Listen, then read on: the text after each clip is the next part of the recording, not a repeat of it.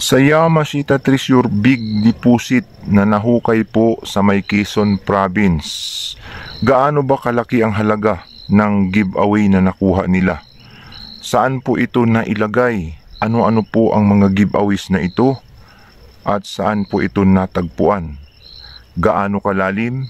Yan po ang ating ibabahagi sa inyo ngayon. Ito pala bro, may mga certification ng GIA natin, okay? Yung report number niya, yan yung talagang magpapatunay na legit. So, i-check nila yan. Ito bro, yung nakuha dun sa bato bro. Sa loob no, na-examine na rin to ng GIA. Ito yung mga palatandaan natin kasi papaasin natin siya baka mamaya mapalitan. Yan, yung mga puti-puting yan. Ito.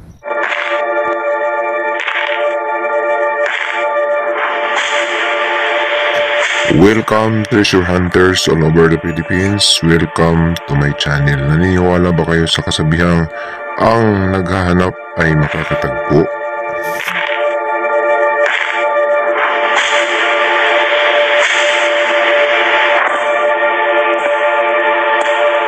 Magandang araw po sa kanilang lahat, sa lahat po ng tagapanood natin na taga Luzon. Sana po ay nasa mabuti kayong kalagayan. Mayong adlaw kaninyong tanan diha sa Kabisayaan ug Kamindanawan hinautunta nga naamo sa mayong pagkabutang bisag makakaon ng taog katulo sa isa ka adlaw ang atong mga pagkaon, mga kamuting kahoy, kamuti, mga utanon nindot na siya. Naimbag na aldaw kada kayo amin mga kakabsat tayo na mga Ilocano, Ijay, Ilocos, Luzon, Visayas, Mindanao. Tayo na naman po ay magbabalik sa isa naman pong napakagandang topic natin pong ibabahagi sa inyo sa araw po na ito tungkol po sa Yamashita Treasure Hunting. At ang atin nga pong ibabahagi sa inyo ngayon ay tungkol po sa big deposit na nahukay sa may Quezon Province. Yun pong ibinahagi sa ating kung gaano kalaki ang halaga ng giveaway, no? At ano ang pinaglagyan, pinagbabalutan, gaano kalalim, saan po ito nahukay, saan nakuha, mula po sa mga sign, no? Yung mga markers, no? Saan natagpuan ito. Ito po ay napakahalaga sapagkat para po magkaroon tayo ng idea na pwede pala tayong makakuha ng mga ganong klasing kayamanan na kung saan madali, no? Sapagkat ayon po sa ating kababayang nakahukay ay hindi po ito malalim, mababaw. So bago natin umpisahan ang atin pong ibabahagi sa inyong topic, nais po nating pasalamatan ang lahat po ng ating mga tagapanood, taga-subaybay, mga subscriber man o hindi subscriber, treasure hunter man o hindi treasure hunter, haters, bashers. Maraming salamat po sa patuloy po ninyong pagsuporta, panonood po sa aking mga videos. Tayo na naman po ay magpapatuloy nga. Wala na po tayong break. Diretso po tayo sa ating topic. Patuloy po tayong magbabahagi sa inyo ng mga informasyon, kaunting kaalaman tungkol po sa mga itinagong kayamanan ng mga Japanese Imperial Army. Nais po nating iparating po sa ating mga kababayang mga tagapanood ng atin pong ibinabahagi ay hango po sa totoong kwento, totoong buhay mula po sa ating kababayang nakakuha ng Yamashita Treasure at kusang loob na ibinahagi po sa atin ang kanila pong mga experience para po makapagbigay tulong sa atin pong mga kababayang kasalukuyang naghahanap mga treasure hunter sa kabundukan po ng Pilipinas. At itong mga idea na ganito ay napakaganda para po matuklasan natin ang atin pong hinahanap na hindi tayo masyadong naghihirap. May idea po tayo. At itong ating ibabahagi sa inyo ay malaya po kayong hindi sumunod at malaya po kayong sumunod. Kung alam ninyong mali, kung alam ninyong tama, pwede po kayong sumunod at hindi sumunod. Ito po ay walang sapilitan. Kung hindi po tayo naniniwala ay pwede po kayong mag-skip. Huwag na po kayong manood. Yung hindi po kayo mahilig sa mga kwentong treasure o Yamashita Treasure ay huwag na po ninyong ituloy ang inyo pong mga ang inyo pong panunood at huwag po kayong mag-comment ng masakit or magbigay po ng komentong hindi ka nais-nais. Sapagkat tayo po ay nagbabahagi lamang, nagbablog para po magkaroon ng idea ang atin pong mga kababayang treasure hunter. So tayo po ay diretso sa atin pong topic na pag-uusapan po ngayon tungkol po dito sa naibahagi nga sa ating idea kung gaano kalaki, no, anong halaga, gaano kamahal itong pong mga nakukuhang giveaway pa lang ito, hindi pa po ito yung mismong treasure, sapagkat madalas po tayong naghahanap ng mga ganitong klase sapagkat malalim nga, no, yung main deposit ay hindi basta-basta yung pinaka-target yung Yamashita treasure. So ang inuuna natin ay yung pong madali nating makukuha, at ito nga ay ang giveaway. So mayroon na po tayong naunang video, no? Pangalawa po ito. Ito pong tungkol po sa giveaway, sapagkat follow up po kasi may mga question pa na hindi natin nasasagot. So ang giveaway, doon po sa nahukay na big deposit, ito po ay nakadesinyo sa mapa ni Masaharu Huma na hawak po sa Luzon. Sino si Masaharu Huma? Siya po ay ang Lieutenant General na inutusan ni General Tomoyuki Yamashita dito po sa Luzon para po magbaon ng mga kayamanan sa kabundukan. Si Masaharu Huma ay hindi lamang nagbaon sa Quezon Province, kundi halos lahat ng bundok po sa buong Luzon ay involved po si Masaharu, sapagkat siya po ay Lieutenant General, no? Hawak po niya ang napakaraming sundalo, pati yung Ditmarch ay nahawakan po ni Masaharu Huma, na kung saan napakarami pong Yamashita treasure ang naibaon. Laging Yamashita treasure, bakit? Kasi under po si Masaharu Huma sa utos ni General Yamashita. Kaya lahat po ng treasure sa buong Pilipinas involved si Yamashita, kasi kahit ibang general ang nagbaon, ibang mga engineer, ay ang nag-utos noon ay si General Tomoyuki Yamashita na under sa supervise ni Prince, no, yung tinatawag nilang Emperor Hirohito, na kung saan nabigyan po siya ng authority para po mag-utos sa lahat po ng general sa buong Pilipinas. So na-recover nga ng atin pong kababayan ito pong isa sa disenyo ni Masaharu na big deposit, at mayroon nga itong giveaway. At design po ni Masaharu ang letter Y. Karamihan po ng na-design ni Masaharu ay mountain treasures, pyramidal na kung saan naka principles ng triangles, no? Principles of triangles. Halos lahat po ng mga naitago ay may mga triangular na mga puno at triangular na mga bato. At ito nga ay halos magkaparihas ang design, no? Marami po akong natuklasan na halos parihas po ang sit-up ng kanila pong itinagong kayamanan. So yung mga nag-letter Y na creek, sapa, or nag-letter Y na mga kalsada, or isang kalsada na letter U na mayroon pong creek na naging letter Y sila, ay puro po yun mga triangular na mga sign markers ang ginawa po ni Lieutenant General Masaharu Huma, no? Na may mga engineer pa na nautusan dyan na iba't iba po ang nagbaon sa kabundukan po ng Luzon. At maging sa Visayas, Mindanao, kahit iba ang general dyan ay maaring may duplicate, may kaparihas po itong mga ganitong klaseng mga sign markers. Triangular na mga punong kawayan, mga punong kahoy na mga centennial, yung mga kahoy na hindi basta-bastang maalis, no? Tumutubo yung ugat kahit na mabuwal mo yung puno, ay naging palatandaan sa Yamashita treasure. Triangle, mountain treasures, pyramidal, yan po ay nasa gilid ng bundok, nasa loob ng bundok, at napakarami pong mga sikreto sa mga ganitong klase, no? 3 treasure ang pwedeng makukuha. Main deposit malaki, at ito ay may giveaway. Saan ang giveaway? Yan ang pinaka-topic natin. Saan nakalagay, anong binalot, no? Gaano kalalim, saan nakuha. So ayon po sa ating kababayan, kusang loob po niyang binahagi ito sapagkat para po makatulong po sa ating mga kababayang Yamashita Treasure Hunter na ang giveaway nga ay nasa Punong Baliti, no? Doon po sa kanilang natuklasan, nasa Punong Baliti na mayroong marker na 3 dot, 3 dots, no?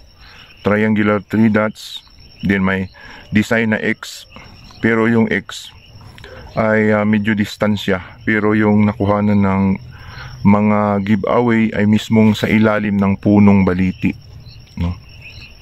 Ang lalim ay 6 feet. Yung iba, ayon po sa may nakakuha akong kakilala na mga gold coins, idagdag natin ito.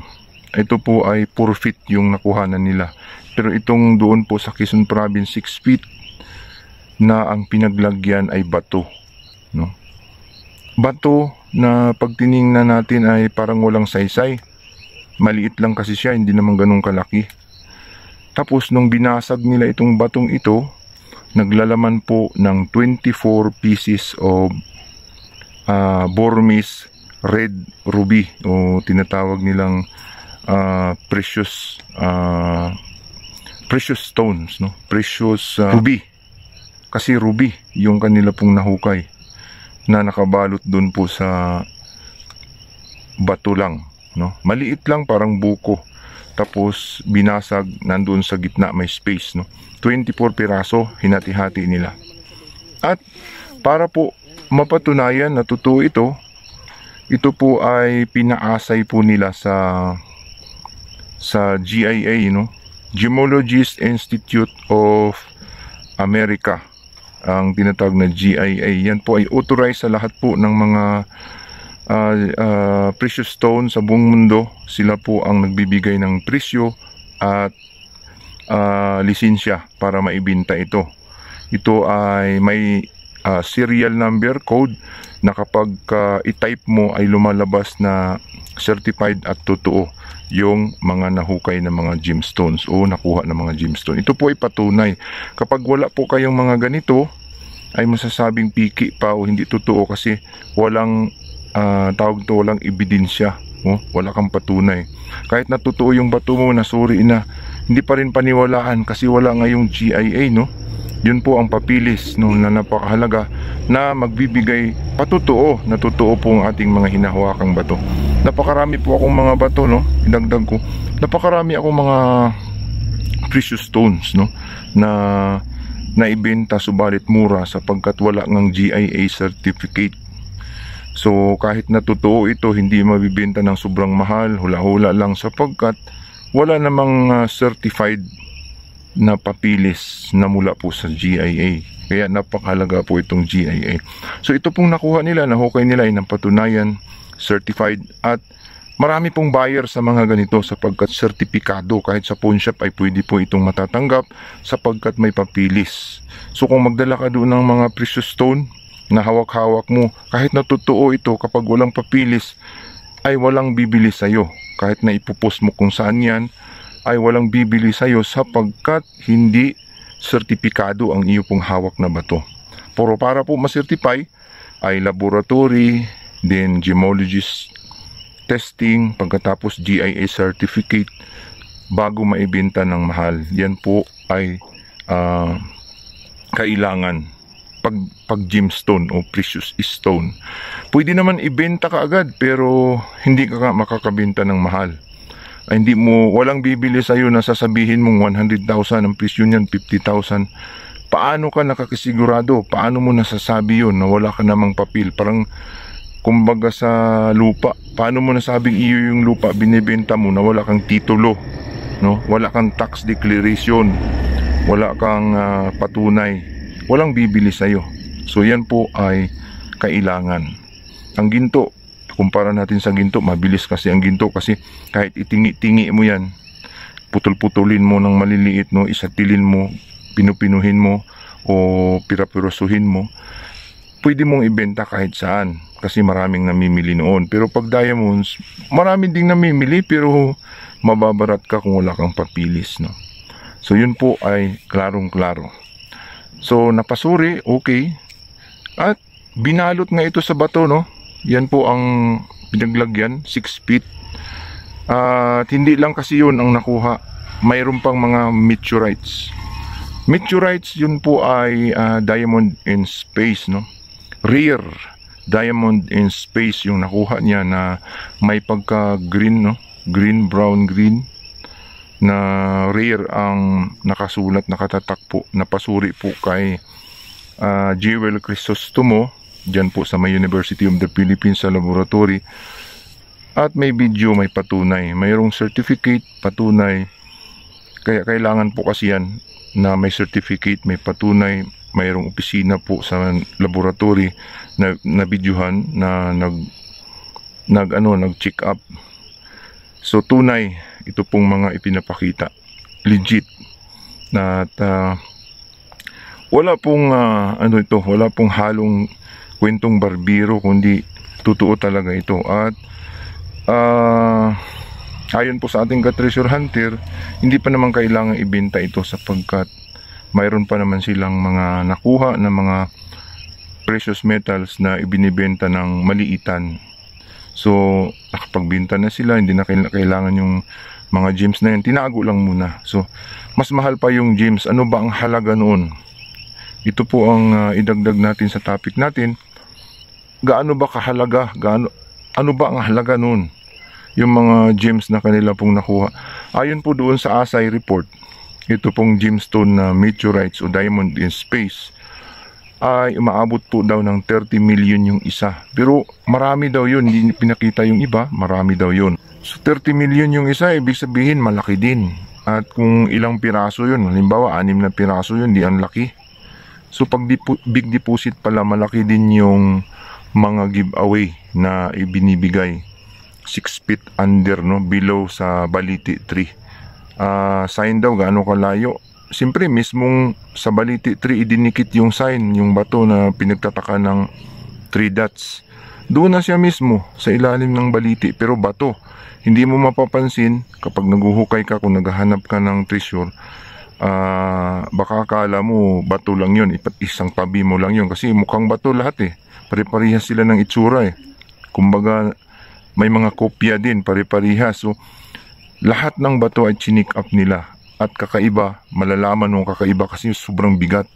Sa lahat ng bato, siya lang ang pinakamabigat, na sa size niya ay parang magdududa ka bakit napakabigat yung batong yun.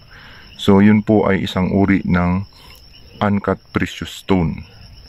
At yung isa din, mabigat din yung biniyak nila na may parang umbok sa itaas, ay nandoon yung 24 pieces na ruby na nakat na. Nasa gitna daw yung ruby na 24 pieces, 24 piraso. So ayon po doon sa ASAI ay mahal din ang ruby na yun sapagkat Burma, galing ng Burmese, at ang pinakamahal na uri ng ruby ay galing po ng Burmese blood, no, Burmese blood, pigeon blood rubies na nagkakahalaga po ng milyon ang per carats noon. $1,000,000 pa yung iba, hindi piso. Sa $1,000,000 lang ay nakakahalaga po ng 50 million pesos, mahigit. So yung per carat noon sa mga buyer talaga na totoo ay milyon-milyon kapag nabigyan ng GIA certificate, at mayroon nga itong GIA certificate, kaya maibibenta nila ito ng mahal. Hindi sa mga tabi-tabi, hindi sa mga Facebook na hanapan mo ako ng buyer dyan, hindi po ganun. Yun po ay may papilis, diretso po yun sa mga bangko at diretso po yun sa mga pawn shops. Pwede po yung matanggap sapagkat may GIA certificate, certified. Hindi ka na kailangan maghanap ng buyer. So yung mga naghahanap ng buyer na ipinapakita sa video, hanapan mo ako ng buyer, yan ay hindi sigurado. Pwedeng scam, pwedeng totoo, pero wala kasing papilis na patunay, kaya walang maniniwala. So napakalaking halaga, no, kahit na sabihin natin giveaway ito, ay hindi rin basta-basta pala. sobrang laki din ang halaga. $1 million din ang giveaways, no? Kapag ka big deposit. So, nalaman natin na malaki pala talaga ang giveaways at nasa mga bato lang talaga, binalot sa mga bato. Kaya payo natin sa ating pumakubayang treasure hunter, i-check isa-isa ang mga bato at yung kakaiba, yung sobrang bigat ay suriing maigi sapagkat nandun lang ang mga giveaway ng Yamashita Treasure. Sana po ay nakapagbigay na naman tayo ng idea, kunting kaalaman tungkol po dito sa mga itinagong kayamanan ng mga Japanese Imperial Army. Hanggang susunod, to po ang inyong ka-treasure hunter, no? Nagsasabing kapag tayo po ay naghahanap, tayo ay makakahanap. Ito pala bro, yung mga certification ng GIA natin, okay?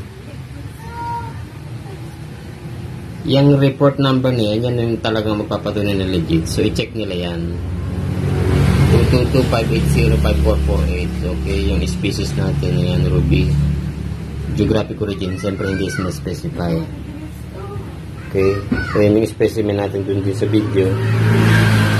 Ito rin naman yung specimen dun sa, sa Mines and Geoscience Bureau. Okay, September 4 yan.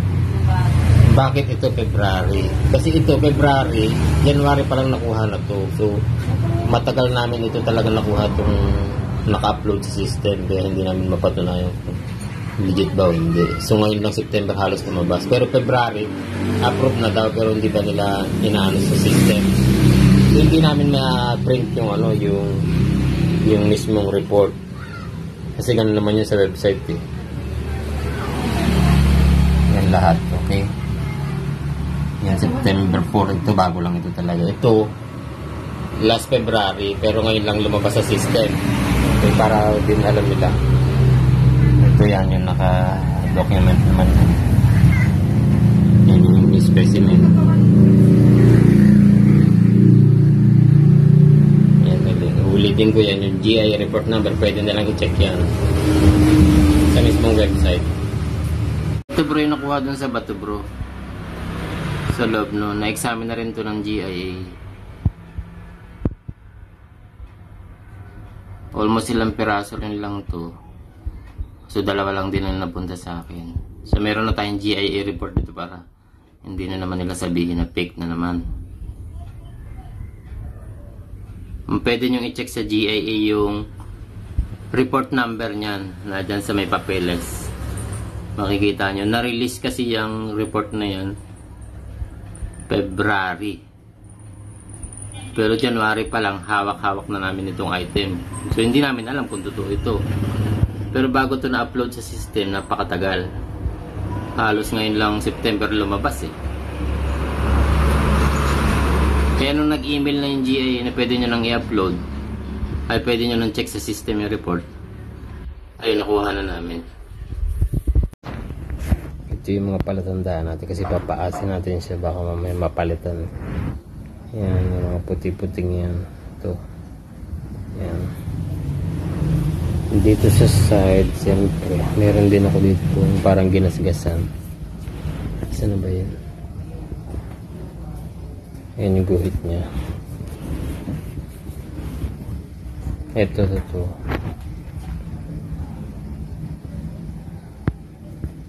Ayan, nakikita mo yan. Meron ako dito parang ginasgas ito.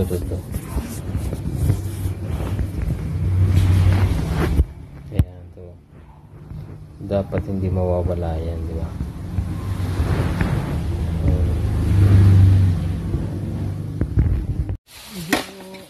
Hindi na kuroy yan. Yung pinatong. Hindi, parang may nilang pinalaman sa loob bro. Picturean mo ano? Yan, nakabidyo na nga eh. Ba't may ganyan yan? Saan yan? Yung ilalim natin. Basagin na.